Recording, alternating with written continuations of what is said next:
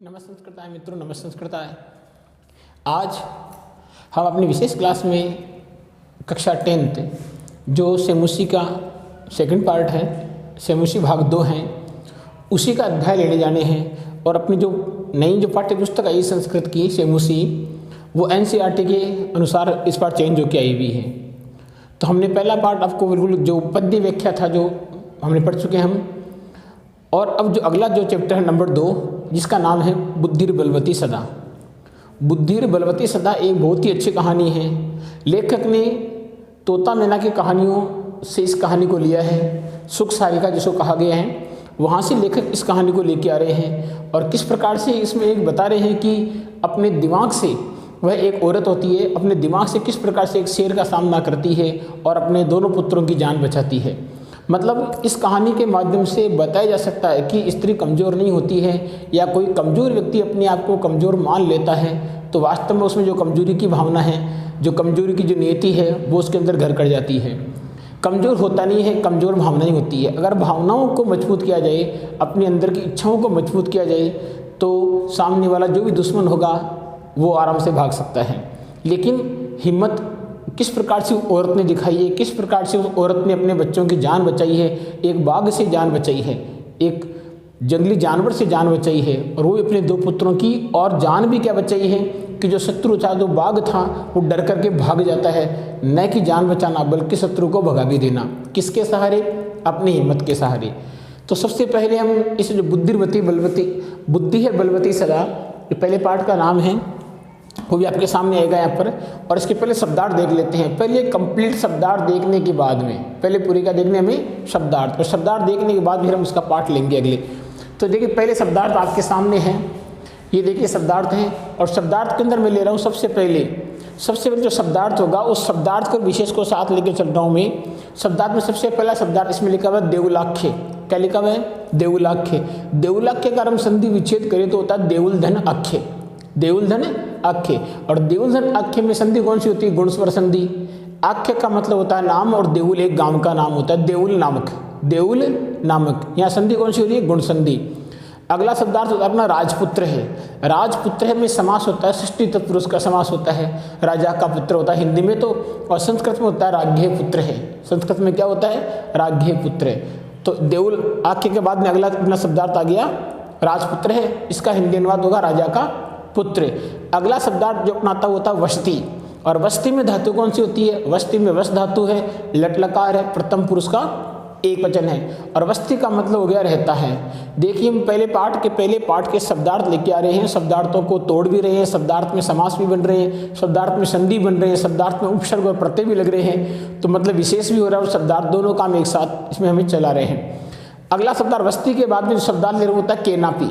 और केनापी में संधि विच्छेद होती है केंधन अपी। केंधन अपी संधि कौन सी हो रही है? दीर्घ स्वर संधि है। केंधन अपी में दीर्घ स्वर संधि है। केनापी के में दीर्घ संधि होगी। केनापी का अर्थ क्या होता है? किसी के द्वारा भी। केन का मतलब होता है किसी के द्वारा, अपी का मतलब होता है भी। केनापी का मतलब क्या हो गया? किसी के द्वारा भी।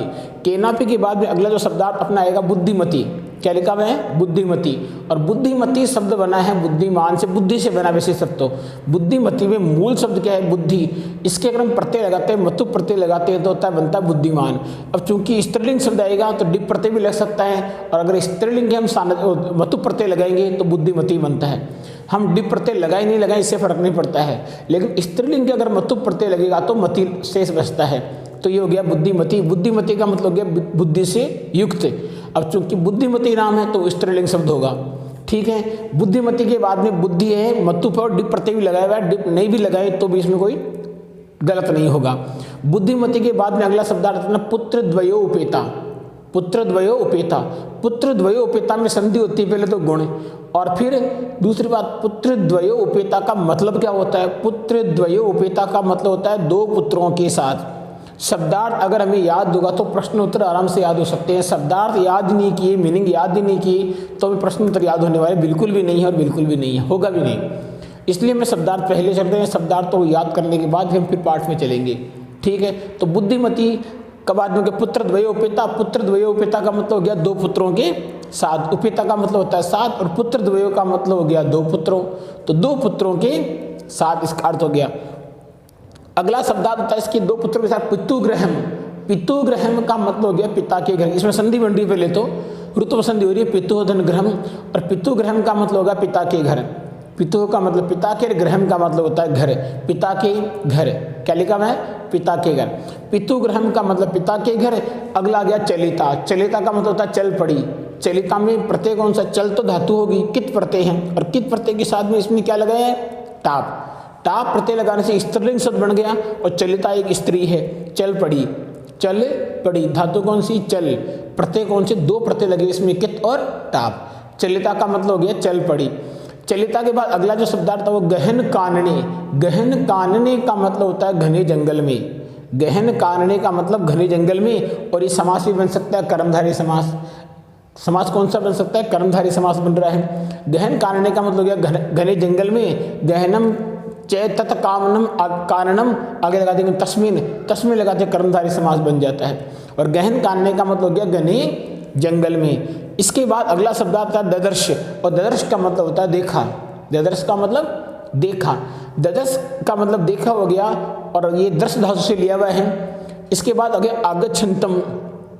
आगच्छन्तम का मतलब आते हुए को, गच्छन्तम का मतलब जाते हुए को, और आगच्छन्तम का मतलब आते हुए के। और इसमें आगच्छन्तम में एक प्रत्यय भी लग गया, आ उपसर्ग है, गम धातु, और इसमें हम लगा सकते हैं शत्र प्रत्यय। क्या लगा सकते हैं? शत्र प्रत्यय। आगच्छन्तम का मतलब हो गया आते हुए को। दृष्टवा का मतलब हो गया देखकर। दृष्टवा में सब जानते हैं दृष्ट धातु और कित्वा प्रत्यय होता है। दृष्टवा का मतलब होता है देख कर। दृष्टवा का मतलब देख कर, और विलोक्य का मतलब भी देख कर होता है, लेकिन यहाँ पर दृष्टवा दिया है, और दृष्टवा का विग्रह हो गया दृष्टधन कित्वा। दृष्टवा का मतलब होता है देख कर। धाष्ट्रयात। धाष्ट्रयात का मतलब हो गया धृष्टता के साथ, धोखे के साथ, चालाकी के साथ। धाष्ट्रयात का मतलब चालाकी के साथ बोल सकते हैं इसको हम, चालाकी के साथ। फिर पुत्रो।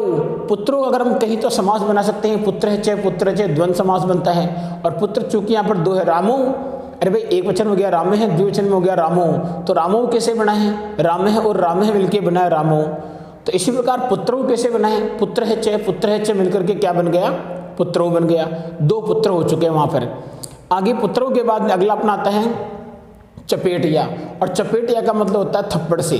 चपेटिया का मतलब थप्पड़ से, और प्रहरत्य का मतलब हो गया प्रहार करके। चपेटिया का मतलब थप्पड़ से, और प्रहरत्य का मतलब हो गया प्रहार करके। प्रहरत्य में क्या चीज दी हुई है? प्रहरत्य में प्रत्यय उपसर्ग है, ह्री धातु है, और लेप प्रत्यय है। इससे मिलके क्या बन गया? वो प्रहरत्य। और प्रहरत्य का मतलब हो गया प्रहार करके। किससे? चपेटिया, थप्पड़ से प्रहार करके। थप्पड़ से प्रहार करके बाद में फिर हो गया आपकी जगात, और जगात का मतलब होता है बोली। जगात का मतलब बोली। जगात का मतलब बोली। एकत्रित का मतलब कहीं, अवैध का मतलब भी बोली होता है, और चूंकि यहाँ पर लिखा हुआ है जगात, तो जगात का मतलब बोली। कथम एक कैस है। कथम धन एक स है। दो संधियां हो रही है इसमें, एक तो अनुस्वार व्यंजन संधि होगी और दूसरी वृद्धि संधि होगी। कथम का मतलब कैसे, और एक धन एक स में संधि होगी वृद्धि, एक एक करके। तो किस प्रकार से? एक एक करके। किस प्रकार से? एक एक करके। फिर आ गया कुरुत है। कुरुत है में क्या लिखा हुआ है? देखो यहाँ क्या हो गया, कै की जगह आपको कू की लगानी मात्रा ध्यान रखना। आप कै की जगह मात्रा किसकी हो जाएगी? कू की। तो कुरुत है, और कुरुत है का मतलब क्या होता है? करते हो। कुरुत में करते हो, यहाँ पर मध्यम पुरुष का द्विवचन लिया गया, कुरुत है करते हो। करते हो लटलकार, ये क्री धातु लटलकार मध्यम पुरुष का द्विवचन कुरुत है। करोशी कुरुत है, कुरुत, ध्यान रखना इस चीज का। कुरुत के बाद में आगे फिर आओगे अयम एक है तावत विभज्य। लंबा वाक्य है, अयम एक है तावत विभज्य। अयम का मतलब हो गया ये है, एक है का मतलब एक है, तावत का मतलब तो, और विभज्य का मतलब हो गया बांट कर। अयम एक है तावत विभज्य। अयम का मतलब यह है, एक है का मतलब एक, तावत का मतलब तो, विभज्य का मतलब बांट कर। यह एक है तो बांट कर, यह एक है तो बांट कर। ध्यान रखना इसका अर्थ क्या होगा? अयम यह है, एक है, तावत तो, विभज्य बांट कर। विभज्य का मतलब बांट कर। वि धन भज धन लिप, विभज्य का मतलब हो गया बांट कर। अयम एक है तावत विभज्य, यह एक है तो बांट कर, यह एक है तो बांट कर। आगे लिख दिया इसमें विभज्य का मतलब हो गया बांट कर हो गया। अयम एक है, यह एक है तो बांट कर। बुज्यताम, बुज्यताम का मतलब खा लीजिए, खाना चाहिए। कश्चित लक्ष्यत है, कश्चित में त की जगह ल हो गया, ये संधि होती है। परसवर्ण में लत्व संधि होती है, व्यंजन संधि में एक लत्व भी बोला गया है, और चूंकि किताब के अंदर कभी कभार परसवर्ण भी आती है, वैसे संधि लत्व का उदाहरण है ये। यहाँ पर त वर्ग की जगह ल बन जाना। तो कश्चित धन लक्ष्यते का मतलब कोई देखा जाता है, कोई देखा जाएगा या देखा जाता, दोनों में से कुछ ले सकते हैं हम इसके। अगला हो गया श्रुत्वा। श्रुत्वा में श्रु धातु कित्वा पर थे, श्रुत्वा का मतलब हो गया सुनकर, श्रुत्वा का मतलब सुनकर। व्याघ्रमारी, व्याघ्रमारी शब्द लिया गया है बाघ को मारने वाली, यही मेन इसका जो मेन पार्ट है इस पार्ट का, वो व्याघ्रमारी है। जो मेन कलाकार है वो व्याघ्रमारी है, बाघ को मारने वाली, बाघ को मारने वाली व्याघ्रमारी उसको कहा गया है। व्याघ्रमारी के बाद अगला जो शब्दार्थ लेते हैं वो हो गया काचिद। काचित धन इयम धन इति, काचित धन इयम धन इति, दोनों में संधि, पहले में संधि होगी जसत व्यंजन संधि होगी, और दूसरी में संधि होती है मौनोच्चार व्यंजन संधि। पहले में संधि कौन सी होगी? जसत्व व्यंजन संधि। काचित का मतलब कोई, इयम का मतलब यह है, कोई यह है। काचित इयम इति, कोई यह है, इसका मतलब कोई यह हो गई। फिर आ गया मत्वा। मत्वा का मतलब मानकर, मत्वा का मतलब क्या होगा? मानकर। शब्दार्थ मंधन कित्वा, मंधन कित्वा, और मत्वा का मतलब मानकर होता है। मत्वा का मतलब याद रखना है, मत्वा का मतलब क्या बोलना है? मानकर ही बोलना है। मन धातु कित्वा प्रत्यय। भयाकुल चितो है, भय से व्याकुल, भयाकुल चित का मतलब भय से व्याकुल, भय से व्याकुल। भयात आकुलो, पंचमी तत्पुरुष समास भी इसके अंदर हो रहा है। अगला आ गया आपके इसमें देखो भय धन आकुल, इसमें दीर्घ संधि भी हो रही है। अगला हमने शब्दार्थ ले लिया इसमें भय से व्याकुल के बाद में नष्ट है। नष्ट में धातु कौन सी होगी? नष्ट धातु। नष्ट धातु के साथ प्रत्यय कौन सा लगा? कित प्रत्यय, तो नष्ट बन गया। नष्ट का मतलब भी होता है भाग गया, नष्ट का मतलब भाग गया। निज बुद्धिया, निज बुद्धिया का मतलब क्या होता है? अपनी बुद्धि से। निज बुद्धिया का मतलब क्या बोलना हमें? अपनी बुद्धि से। निज बुद्धिया का मतलब अपनी बुद्धि से हो गया। आगे जो शब्दार्थ चल रहे हैं उन शब्दार्थों में आगे लेते हैं हम शब्द विमुच्य।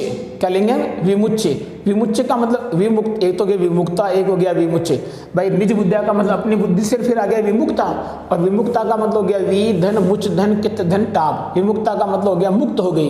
विमुक्ता का मतलब क्या हो गया? मुक्त हो गई। विमुक्ता का मतलब हमें ध्यान रखना है, मुक्त हो गई। और इसके बाद चलता है भामिनी। भामिनी कहते हैं सुंदर स्त्री को। भामिनी का मतलब होता है सुंदर स्त्री, रूपवती नारी। अन्योपि, अन्योपि का मतलब अन्य धन अपि, यहाँ पर उत्व संधि हो रही है, और अन्य का मतलब दूसरा, अपि का मतलब होता है भी। अन्योपि का मतलब हो गया दूसरा भी। अन्योपि का मतलब क्या बताना हमें? दूसरा भी बताना है। अन्योपि के बाद में हम बताते हैं बुद्धिमान लोके, ये भी लत्व संधि आ रही है। इसमें न की जगह ल हो रहा है, तवर की जगह ल होना लत्व संधि होती है। बुद्धिमान का मतलब बुद्धिमान, लोके का मतलब संसार में। यहाँ बुद्धिमान के अंदर बुद्धि धन मतु प्रत्यय भी है। बुद्धिमान में शब्द कौन सा है? बुद्धि शब्द। प्रत्यय कौन सा है? मतुप। तो बुद्धिमान का मतलब बुद्धिमान, लोके का मतलब संसार में। बुद्धिमान में प्रत्यय कौन सा बताएंगे? मतुप प्रत्यय। ठीक है। बुद्धिमान के बाद फिर आ गया मुच्यते। मुच्यते का मतलब त्याग दिया जाता है। मुच्यते का मतलब क्या बोलना है? त्याग दिया जाता है, त्याग दिया जाता है। मुच्यते का मतलब त्याग दिया जाता है। अगर महतो भयात, महतो भयात का मतलब हो गया अत्यधिक भय से। महतो भयात का मतलब अत्यधिक भय से। महते धन भयात उत्तर संधि कर सकते हैं। एक होगा महाभयात, इसका हम समास बना सकते हैं महाभयात। महाभयात में समास कौन सा हो गया? कर्मधारी समास। समास कौन सा बताएंगे? कर्मधारी समास। याद करना है, शब्दार्थ एक एक चलेंगे। हसन, हसन का मतलब हंसता हुआ। हसन का मतलब हंसता हुआ। हसन में धातु कौन सी? हस धातु और क्षत्र प्रत्यय। हसन का मतलब हो गया हंसता हुआ। हसन के बाद अगला जो शब्दार्थ अपना चलता है वो होता कुतः है। और कुतः का मतलब होता है कहाँ? कुतः का मतलब कहाँ होता है। और कुतः के बाद में अगला शब्द आता है पलायित है। और पलायित का मतलब भाग गया। गच्छ का मतलब जाओ। और गच्छ में गम धातु, लोट लकार, मध्यम पुरुष का एक वचन होता है। गच्छ क्रिया है। इस गच्छ क्रिया का कर्ता कौन होता है? त्वम होता है। ध्यान रखना में कई बार प्रश्न पूछ देते हैं गच्छ क्रिया में कर्ता कौन है, तो कोई नाम नहीं आएगा। गच्छ मध्यम पुरुष का एक वचन है, इसलिए इस मध्यम पुरुष के एक वचन का कर्ता कौन होता है? हमेशा त्वम होता है। और गच्छ का मतलब होता है जाओ। आगे आ गया जम्बुक। और जम्बुक बोलते हैं सियार। जम्बुक किसको बोलेंगे हम? जम्बुक बोलेंगे हम सियार को। जम्बुक के बाद, जम्बुक का मतलब सियार, सरगाल भी बोल सकते हैं, सियार बोल सकते हैं, और गिद्दड़ भी बोल सकते हैं। किंचित, किंचित का मतलब कुछ, किंचित का मतलब कुछ। गूढ़ प्रदेशम, गूढ़ प्रदेशम का मतलब हो गया गोपनीय स्थान पर, गुप्त स्थान पर। गूढ़ प्रदेशम का मतलब गोपनीय स्थान पर। यतः, और यतः का मतलब होता है क्योंकि, यतः का मतलब क्योंकि। व्याघ्रमारी इति, व्याघ्रमारी को मतलब गया बाघ को मारने वाली, इति का मतलब ऐसी, बाघ को मारने वाली ऐसी।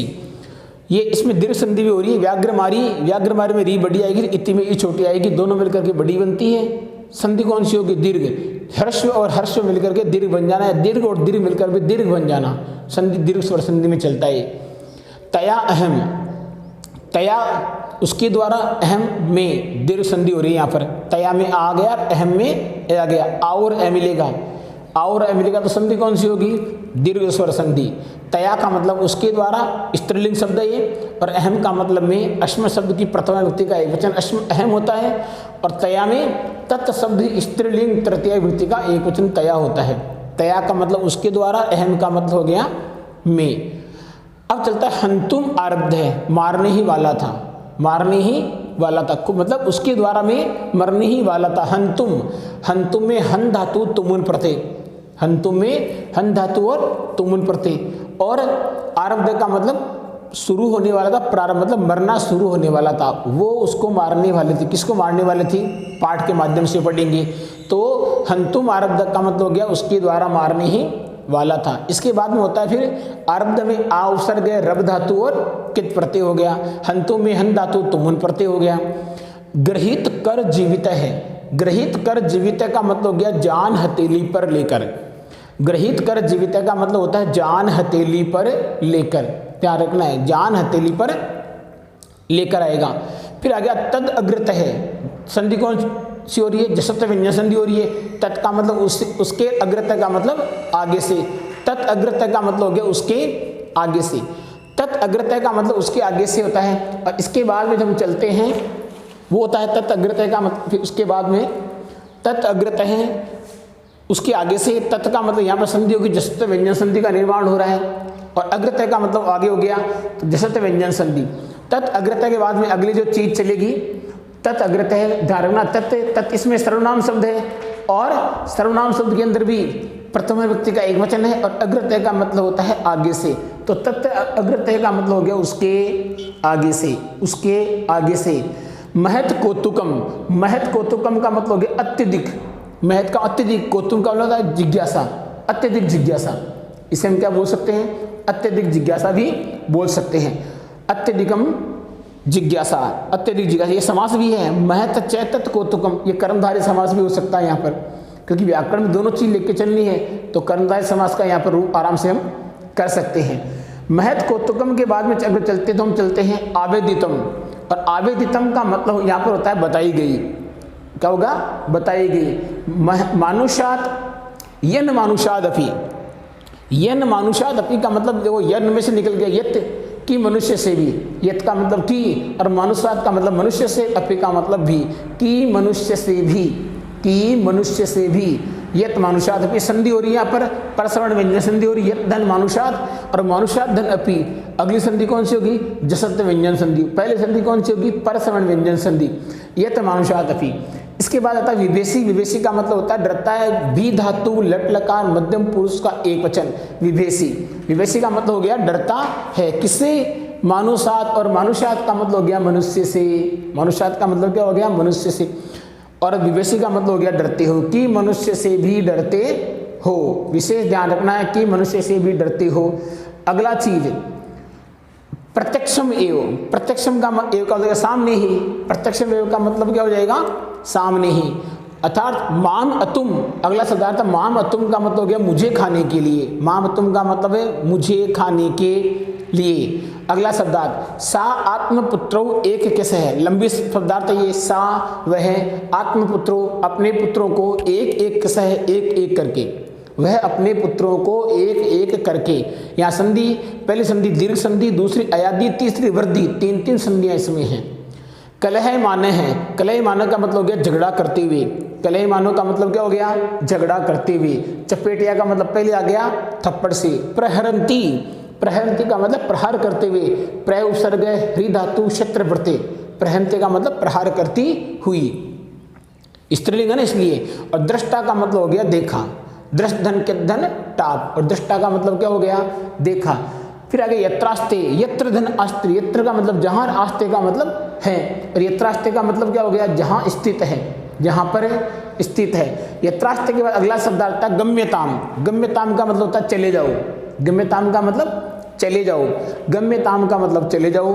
गतस्य, और गतस्य का मतलब होता है पहुँचे हुए के या जाए हुए के। गतस्य का मतलब पहुँचे हुए के, गतस्य का मतलब पहुँचे हुए के। फिर हंतव्य, इष्टते, इष्टते का मतलब देखती है। इष्टते का मतलब क्या हो गया, देखती है। हंतव्य है, हंतव्य में हन धातु और तव्यत प्रत्यय। हंतव्य का मतलब मार दिया जाना चाहिए।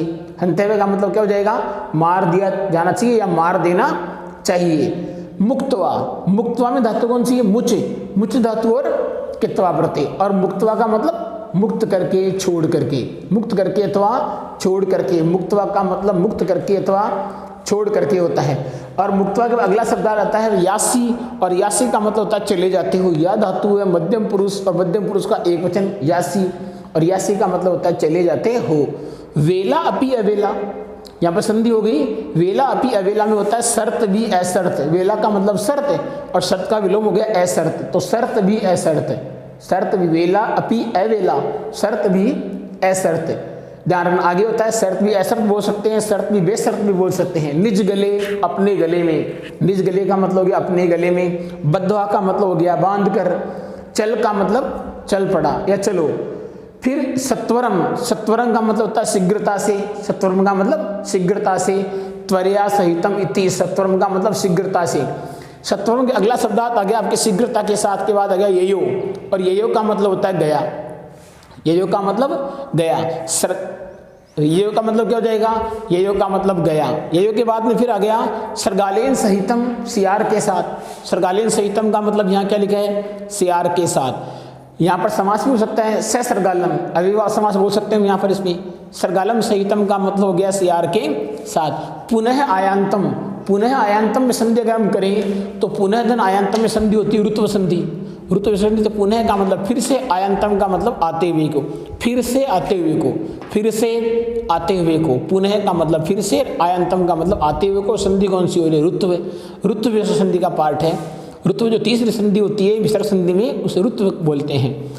आगे आ गया फिर से आते हुए को। आयंतम में आ उपसर्ग या धातु क्षेत्र प्रत्यय द्वितीय व्यक्ति है। फिर से आते हुए को। जम्बुक करतो उत्साहात, जम्बुक का मतलब होता है शेर के द्वारा दिया गए उत्साह से। शेर, गीदड़ के द्वारा। जम्बुक का मतलब यहाँ पर सियार, सियार के द्वारा दिए गए उत्साह से। फिर आ गया जम्बुक गुण संधि इसके अंदर हो रही है। आगे दे लेते हैं दत्तम, दत्तम का मतलब दिया गया। पूरा, पूरा का मतलब होता है पहले, पूरा का मतलब पहले। विश्वासस्य अद्य एकम आनीय, विश्वासस्य अद्य एकम आनीय का मतलब क्या, विश्वास के स्थान पर एक ही लेकर आए हो। विश्वासस्य स्थाने, विश्वास के स्थान पर। अद्य का मतलब आज, एकम आनीय एक लाए हो, एक लाए हो। इसके बाद में संधि आने का मतलब हो गया आ, नी और लेप। आ उपसर्ग नी धातु, लेप प्रत्यय लाए हो, लेकर। आने का मतलब लाकर हो गया इसमें। और वद अधुना, वद अधुना में संधि होगी पहले दीर्घ। वद का मतलब बोलो, अधुना का मतलब अब। वद का मतलब बोलो, अधुना का मतलब होता है अब। इति उक्तवा, ऐसा कहकर। इति उक्तवा, ऐसा कहकर यण संधि होती इसमें। धाविता, धाविता का मतलब हो गया दौड़ी। तूर्णम का मतलब तेजी से, तूर्णम का मतलब तेजी से। भयंकरा में होता है भयंकर। भयम धन करा पर सवर्ण संधि होती है।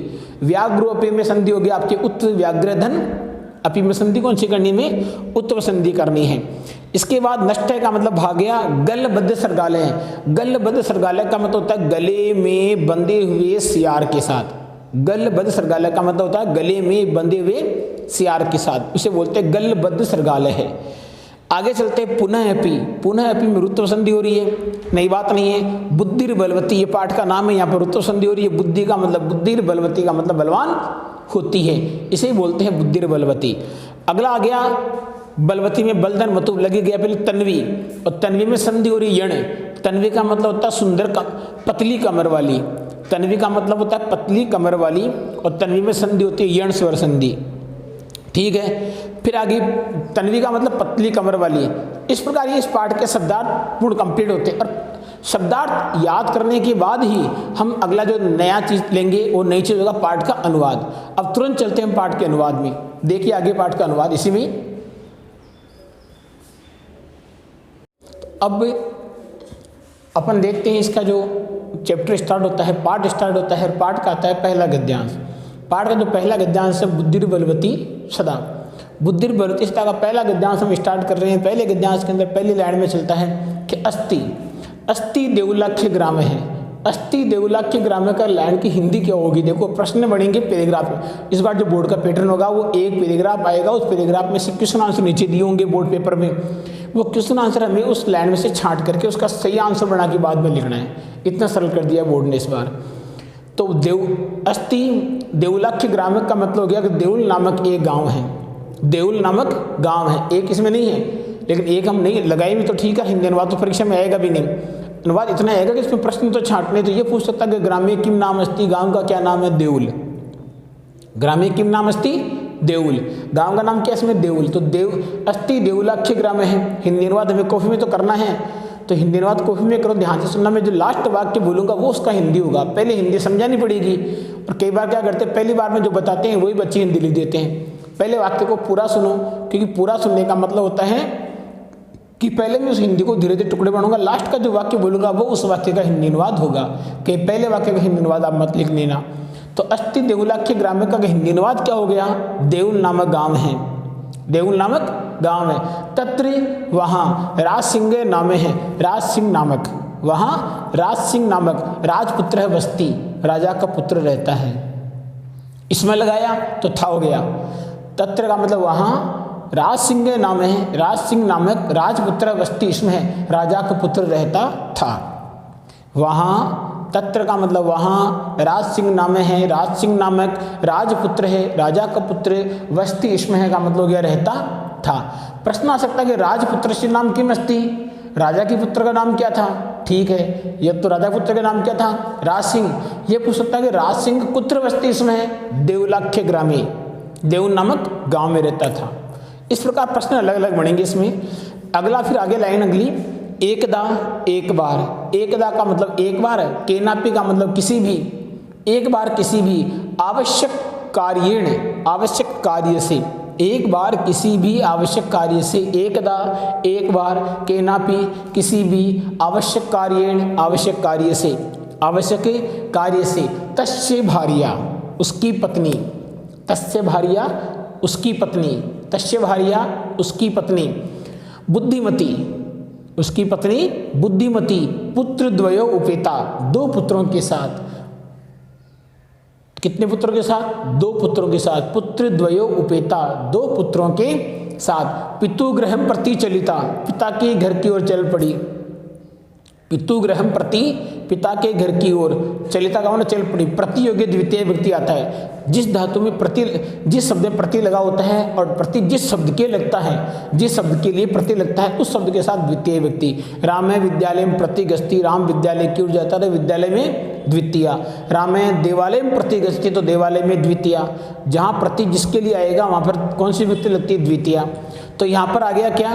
पितुगृहं प्रति पिता के घर की ओर चलिता का मतलब चल पड़ी। मार्गे रास्ते में, मार्गे का मतलब रास्ते में। गहन कानने घने जंगल में, गहन कानने घने जंगल में। सा उसने, एकम व्याघ्रम एक बाघ, एकम व्याघ्रम एक बाघ।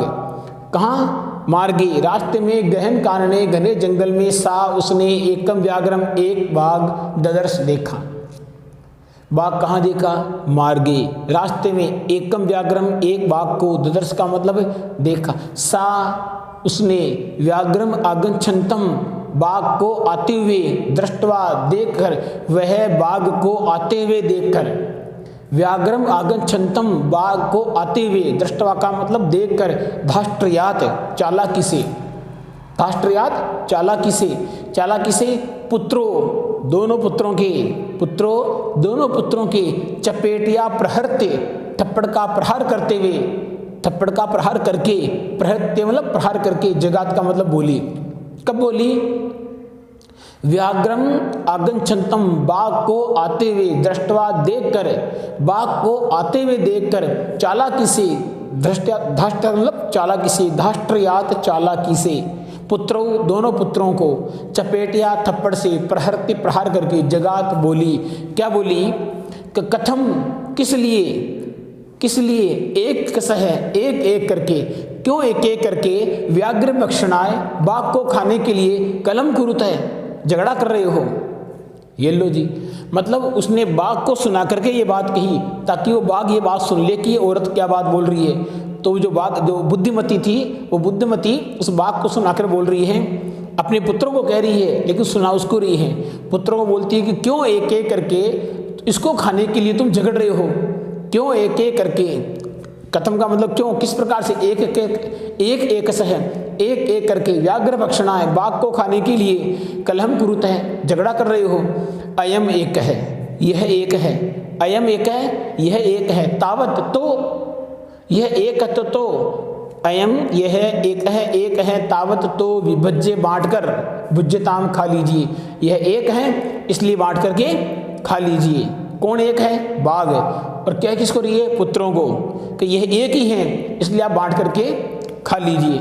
पश्चात बाद में अन्यो द्वितीय कश्चित लक्ष्यते, दूसरा कोई देखा जाएगा कि एक बाघ आ रहा है, इसको तो खा जाओ काट करके, दूसरा बाघ और आएगा तो और उसको खा लेंगे। मतलब उस बाघ को डरा रही है कौन? बुद्धिमती। न कि वो डर के खुद भाग रही है या रो रही है, चिल्ला रही है, ये काम नहीं। उसका सामना कैसे किया जाए? इति श्रुत्वा, ऐसा सुनकर, व्याघ्रमाती, बाघ को मारने वाली, ऐसा सुनकर बाघ को मारने वाली, काचित इयम इति, कोई यही है। कौन सोच रहा है ये बात? बाघ सोच रहा है कि व्याघ्रमारी शब्द लिया गया बाघ को मारने वाली। ये पहले बाघ ने सुन रखा था ऐसा शब्द कि जो बाघ को मारती है वो व्याघ्रमारी होती है। तो ये बाघ सोच रहा है ये बात क्या कि काचित इयमति इति श्रुत्वा, जो उसने ये सुना कि किसी और को देखा जाएगा, जब वाक्य सुना उसने कि पश्चात अन्यो द्वितीय कश्चित लक्ष्यते, बाद में कोई दूसरा देखा जाएगा। इति श्रुत्वा, ऐसा सुनकर, व्याघ्रमारी काचित इयमिति, कोई व्याघ्रमारी यही है, कोई व्याघ्रमारी यही है। इति मत्वा, ऐसा मानकर, इति मत्वा ऐसा मानकर, व्याघ्र भयाकुल चित्त नष्टे, व्याघ्र का मतलब बाघ, भयाकुल चित्त है, भय से व्याकुल होकर, नष्ट है, भाग गया। ऐसा इति मत्वा, ऐसा मानकर, व्याघ्र है, व्याघ भयाकुल चित्त है, भय से व्याकुल होकर, नष्ट का मतलब भाग गया। अगला श्लोक आता है। श्लोक में लिखा हुआ है कि निज बुद्धिया विमुक्ता स भयात, निज बुद्धिया अपनी बुद्धि से विमुक्ता मुक्त हो गई, सा वह, भयात भय से, व्याघ्रस्य भामिनी, व्याघ्रस्य का मतलब बाघ के, भामिनी का मतलब सुंदर स्त्री। तो सा भामिनी, वह सुंदर स्त्री, इसका अन्वय कैसे बनेगा? सा वह भामिनी सुंदर स्त्री, वह सुंदर स्त्री, व्याघ्र से बाघ के, भयात भय से, बाघ के भय से, निज बुद्धिया विमुक्ता, अपनी बुद्धि से मुक्त हो गई। इसका अन्वय बढ़ गया लाइन का। वह सुंदर स्त्री बाघ के भय से अपनी बुद्धि से मुक्त हो गई।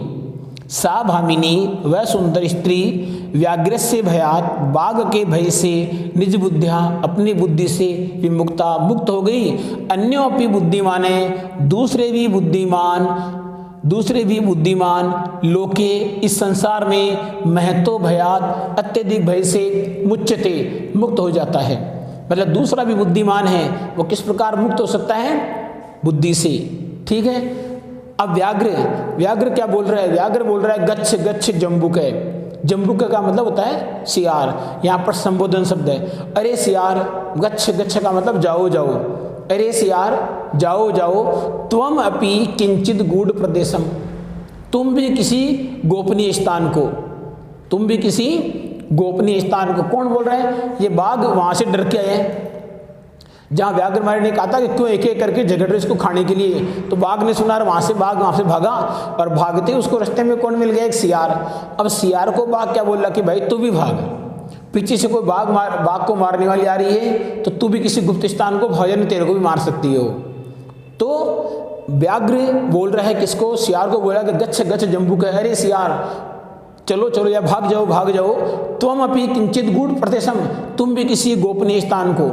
यतः है क्योंकि व्याघ्रमारी इति, बाघ को मारने वाली, या जो शास्त्रे श्रूयते, शास्त्र में सुनी है, तया उसके द्वारा, अहम हंतुम आरब्ध, मैं मारे जाने वाला ही था, मैं मारा जाने ही वाला था। जो आज तक शास्त्रों में सुना कि व्याघ्रमारी होती है, तया अहम उसके द्वारा, अहम हंतुम आरब्ध, में मारा जाने वाला ही था, परम लेकिन क्या हुआ, गृहीत कर जीवित है, जान हथेली पर लेकर, नष्ट है भाग आया, शीघ्रम जल्दी से, तत् अग्रत है उसके आगे से। लेकिन जान हथेली भी लेकर मैं जल्दी से उसके आगे से भाग आया। यतः का मतलब क्योंकि, यतः का मतलब होता है क्योंकि, ध्यान रखना यतः का मतलब क्योंकि लगाना यहाँ पर।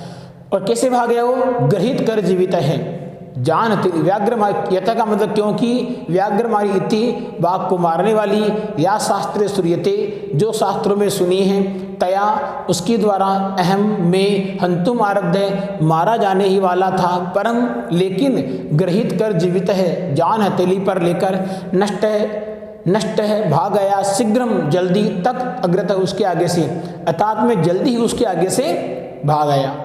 सरगाल, अब सियार क्या बोलता है, सियार बोलता है व्याघ्र है, अरे बाघ, त्वया महत कौतुकम अभिदितम, तुमने बड़े आश्चर्य की बात कही है। अब आश्चर्य की बात क्या कही, ये प्रश्न है कि बाघ ने आश्चर्य की बात क्या कही है। तो ये बोल रहा है सियार, करे बाघ, त्वया महत कौतुकम अभिदितम, तुमने बहुत आश्चर्य की बात बताई है, यत कि मानुषा तविवेशी, तुम मनुष्य से भी डरते हो। मतलब बाघ मनुष्य से डरता, ये हो ही नहीं सकता। कि तुमने आश्चर्य की बात बताई कि तुम एक मनुष्य को देख करके, वो भी कौन, एक स्त्री, उसको देख करके तुम भाग के आ गए, इसका मतलब तुम उससे डर रहे हो। व्याघ्र बोल रहा है, प्रत्यक्षम एव, सामने ही, मया मेरे द्वारा, सा वह, आत्मपुत्रो अपने पुत्रों को, एक सह, एक करके, माम अतुम मुझे खाने के लिए, कलह माने झगड़ा करते हुए, चपेट या प्रहरंती दृष्टा थप्पड़ से प्रहार करते हुए देखा है। तब मैंने अपने सामने उसको, अपने दोनों पुत्रों को मुझे खाने के लिए थप्पड़ से प्रहार करते हुए देखा है। उसके दोनों पुत्र मुझे खाने वाले थे, लेकिन पुत्र झगड़ रहे थे। पुत्रों को मना किया कि झगड़ क्यों रहे हो, तुम दो हो और बाघ एक है बेचारा, तो तुम एक को तो खाओ, ये एक खा लो कि दूसरा और आ जाएगा, उसको भी खा लेना।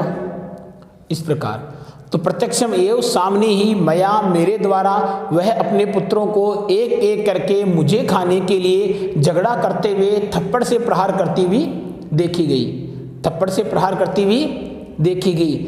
अब आता जम्बुक, जम्बुक का मतलब यहाँ होता है सियार। सियार क्या बोल रहा है, सियार बोल रहा है स्वामी ने, अरे स्वामी, हे स्वामी, हे मालिक, यत्रास्ते जहाँ स्थित है, यत्रास्ते जहाँ स्थित है, सा धूर्ता वह धूर्त, वह चालाक, तत्र गम्यता वहाँ चलो। व्याघ्र है तव पुनः तत्र गतस्य सा सम्मुखम अपि इक्षते। व्याघ्र का मतलब गया बाघ, तव का मतलब तुम्हारा, पुनः का मतलब वहाँ, तत्र वहाँ, पुनः का मतलब फिर से, तत्र का मतलब वहाँ, गतस्य गए हुए के, सा सम्मुखम अपि इक्षते वह सामने भी देखती है।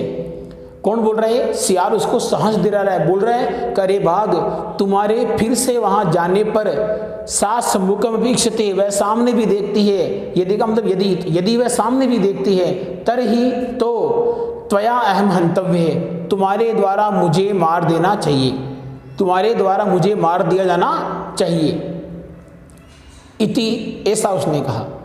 व्याघ्र है, बाघ कहता है सरगाल है, अरे सियार, यदि तुम माम मुक्तवा यासी, यदि तुम मुझे छोड़कर भाग जाओ। भाई ये भी, क्योंकि सियार तो शुरू से धोखेबाज था, तो बाघ बोल रहा अरे सियार, यदि तुम माम मुक्तवा यासी, अगर तुम मुझे छोड़कर भाग जाओ, तदा तब वेला अपि अवेलाशात, तो तुम्हारी शर्त भी बेशर्त हो जाएगी, तुम्हारी शर्त टूट जाएगी। तो तदा तब वेला अपि अवेलाशात, तो शर्त भी बेशर्त हो जाएगी। जम्बुक है, सियार बोल रहे हैं, यदि एवं, यदि ऐसा है, तरही तो, यदि ऐसा है तो, माम मुझे निज गले बद्धवा, अपने गले में बांधकर चलो, सत्वरम शीघ्रता से। यदि ऐसी बात है, जब सियार ने कहा कि अरे बाघ, यदि एवं तरही, यदि इस प्रकार है तो, माम मुझे निज गले बद्धवा, अपने गले में बांधकर, सत्वरम चल, शीघ्रता से चलो। स व्याघ्र है तथा कृत्वा, वह बाघ वैसा ही करके, काननम ययो जंगल की ओर चल पड़े, वह और बाघ वैसा ही करके जंगल की ओर चल पड़े। क्योंकि जब बाघ डर रहा था, सियार उसको साहस दे रहा था, सियार ने कहा कि ऐसा मत करो, हम दो रस्सी लेते, एक रस्सी मेरे गले के बांधते, दूसरी रस्सी तेरे गले के बांधते हैं, तो अगर तू भगेगा वहाँ से तो मैं भगूंगा, या मैं भग गया तो तुझे भागना होगा। इस प्रकार दोनों ने आपस में एक दूसरे को बांध लिया था। आगे कि ये जम्बू वो सियार बोल रहा कि यदि ऐसा है तरही तो माम मुझे निज गले बद्ध्वा, अपने गले में बांधकर चल सत्वरम शीघ्रता से चलो। स व्याघ्र तथा कृत्वा, उसने और बाघ ने वैसा ही करके काननम ययो जंगल की ओर चल पड़े। सरगालेन सहितम, सियार के साथ, पहले बाघ अकेला आ रहा था जंगल में, अब सियार और बाघ दोनों आ रहे हैं। तो व्याघ्रमारी क्या कर रही है, बुद्धिमती क्या कर रही है, देखो आप। तो सरगालेन सहितम, सियार के साथ पुनः आयांतम, फिर से आते हुए, व्याघ्रम बाघ को दूरात, दूर से, दृष्टवा देख कर, बुद्धिमती चिंतितवती, बुद्धिमती ने विचार किया। क्या विचार किया? जम्बुक कृत उत्साहात, सियार के द्वारा दिए गए उत्साह से। जम्बुक कृत उत्साहात का मतलब सियार के द्वारा दिए गए उत्साह से, सियार के द्वारा दिए गए उत्साह से, व्याघ्रात बाघ से, कथम मुच्यताम, कैसे मुक्त हुआ जाए। अरे पहले तो बाघ अकेला आ रहा था तो उसको फटकार के डरा करके भगा दिया, तो सियार भी आ रहा है, और सियार तो चालाक होता है, तो सियार भी आ रहा है, मामला गड़बड़ है, अब कैसे भागा जाए। तो विचार करती है, उसने क्या किया फिर, परम लेकिन प्रत्युत्पन्न मति है। प्रत्युत्पन्न मति का मतलब होता है तेज बुद्धि वाली, प्रत्युत्पन्न मति का मतलब तेज बुद्धि वाली, लेकिन तेज बुद्धि वाली सा जम्बुकम, वह सियार को आक्षिपंती, आक्षिपंती का मतलब आक्षेप करते हुए, अंगुली से, कौन सी अंगुली से, तर्जनी अंगुली से, वह सियार को तर्जनी अंगुली से आक्षेप करते हुए, जब बोलते हैं फटकारते हुए, उवाच बोली, मतलब फिर उसने साहस किया व्याघ्रमारी ने, और अपनी अंगुली उसको ओर करते हुए वो क्या बोल रही है, रे धुर्त, उस सियार को बोल रही है इस बार वो, पहले बाघ को बोल रही है, सियार को बोली, अरे धुर्त, अरे धोखेबाज, त्वया, तुम्हारे द्वारा, दत्तम, दिए गए, महम, मुझे, व्याघ्रत्रयम, 3 बाघ, पूरा का मतलब पहले, अरे धोखेबाज, तुम्हारे द्वारा मुझे पहले 3 बाघ दिए गए, तुम्हारे द्वारा पहले मुझे 3 बाघ दिए गए। विश्वासस्य अद्य एकम आनीय कथम यासी, अरे विश्वास के स्थान पर आज एक ही कैसे दे रहे हो, विश्वास के स्थान पर आज एक कैसे ही दे रहे हो, और आनीय का मतलब लेकर आए हो, और यासी का मतलब जा रहे हो, किस लिए देकर जा रहे हो, विश्वास के स्थान पर आज एक ही कैसे देकर जा रहे हो, वद अधुना, अब बोलो। बाघ ने सोचा कि ये सियार तो मुझे मदद करने के लिए लेके आया, मरवाने के लिए लेके आया है, तो पहले तो उसने 3 बाघ लाके छोड़ दिए, 4था बाघ मुझे लेके आया, और ये तो मामला गड़बड़ हो गया। बाघ डर गया कि सियार धोखेबाज है, मेरे साथ धोखा कर रहा है, इसने इस व्याघ्रमारी से वादा किया है 3 बाघ लाने के लिए, और पहला बाघ मुझे लेके गया, ये तो डर गया बाघ डर गया वहां पर। तो इसमें बताया कि अद्य एकम आनीय, आज एक ही लेकर, कथम यासी, क्यों जा रहे हो, वद अधुना, अब बोलो। इति उक्तवा, ऐसा कहकर, धाविता, व दौड़ी, तृणम, तेजी से, व्याघ्रमारी, भयंकर, व्याघ्रमारी भयंकर तेजी से दौड़ी, व्याघ्र अपि सहसा नष्टे, जब बाघ, जब बुद्धिमती उसकी ओर दौड़ी तो बाघ भी डर गया था, बाघ के पसीने आ चुके थे, बाघ भी दौड़ा वहां से, उसके आगे दौड़ा, व्याघ्रमारी उसके पीछे दौड़ना शुरू कर दी। इसे बोलते हैं डर, इसे क्या बोलते हैं, डर बोलते हैं। तो इति उक्तवा, ऐसा कहकर, कौन, व्याघ्रमारी भयंकरा तृणम धाविता, बाघ जो बुद्धिमती थी, व्याघ्रमारी थी, बहुत तेजी से दौड़ी, और व्याघ्र अपि, बाघ भी, सहसा, अचानक, नष्ट है, भागा, गलबद्ध सरगाले है, गले में बंधे हुए सियार के साथ। तो बाघ भी उस सियार को घसीटता हुआ वो भी वहां से गले में बंधे हुए सियार के साथ भागा। और एवं प्रकारेण, इस प्रकार से, बुद्धिमती, जो बुद्धिमती थी, व्याघ्र जात भयात, व्याघ्र से उत्पन्न भय से, पुनः अपि मुक्ता अभवत, फिर से मुक्त हो गई। अतएव उच्यते, इसीलिए कहा जाता है कि बुद्धि बलवती, बुद्धि हमेशा बलवान होती है, तन्वी, अरे पतली कमर वाली, सर्व कार्येषु सर्वदा, हर कार्यों में हमेशा, अर्थात हे पतली कमर वाली मीना, जो बुद्धि होती है वो प्रत्येक कार्य में हमेशा बलवती होती है, हमेशा बुद्धि की विजय होती है।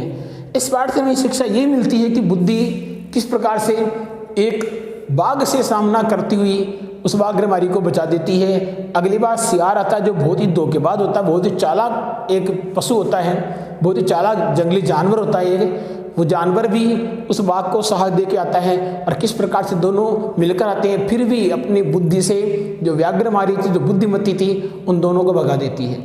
इसलिए कहा गया बुद्धि बलवती सदा, बुद्धि हमेशा बलवान होती है। इसलिए बुद्धि का ही प्रयोग करना चाहिए, प्रत्येक कार्य बुद्धि से ही करना चाहिए, बुद्धि ही होनी चाहिए, बुद्धि ही बढ़ानी चाहिए। नमः संस्कृताय मित्रों, नमः संस्कृताय।